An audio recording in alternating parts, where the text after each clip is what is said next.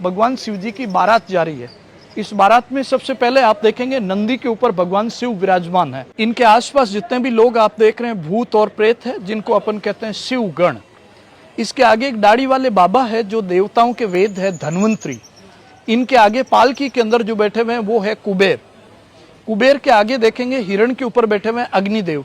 अग्निदेव के नीचे की तरफ भैंसे के ऊपर बैठे हुए यमराज। यमराज के ऊपर हाथी के ऊपर बैठे हुए ऐरावत हाथी है, और जिसकी 7 सूंडें हैं उनके ऊपर बैठे हुए देवताओं के राजा इंद्र। इंद्र के आगे की तरफ हिरण के ऊपर एक और शख्स बैठे हुए, वो है कामदेव।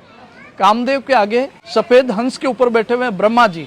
ब्रह्मा जी के नीचे की तरफ 10 साधु है, उसमें 7 जो है सप्त ऋषि है, और 3 जो उनमें ऋषि थे वो मेरिट थे। उन तीनों के एक एक पुत्र हैं। आगे आप देखेंगे ऋषि पुत्र है, टोटल 10 है, जिनको सप्त ऋषि मंडल कहते हैं। आगे की तरफ देखेंगे ठीक ऊपर की तरफ इन ऋषियों के तो गरुड़ के ऊपर भगवान विष्णु विराजमान है, और नीचे की तरफ आप 7 घोड़ों वाले ये सब जो आप देख रहे हैं, उल्लू के ऊपर बैठे हुए हैं, मछली के अंदर है, भैंसे के ऊपर बैठे हुए हैं, ये 9 ग्रह हैं। सूर्य, चंद्रमा, राहु, केतु, शनि, शुक्र, बृहस्पति, मंगल और बुध।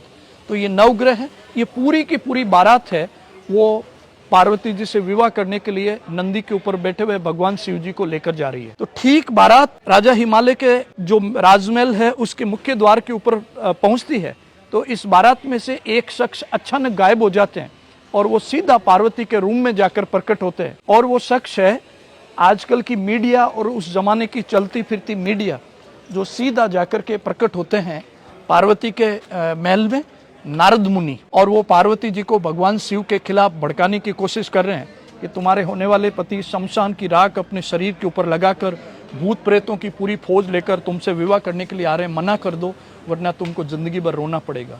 लेकिन पार्वती जी को पता था कि ये नारद है जिनकी एक अलग ही विद्या है। उसने ये सब सोच करके और ध्यान लगा करके सोचा, तो शिव जी के अपनी दिव्य दृष्टि से शिव जी के साथ कितने जन्मों का उनका रिश्ता था उनको समझ में आ गया, और उन्होंने शिव जी के साथ ही विवाह किया। तो इससे संबंधित ये पेंटिंग है जो आप देख रहे हैं।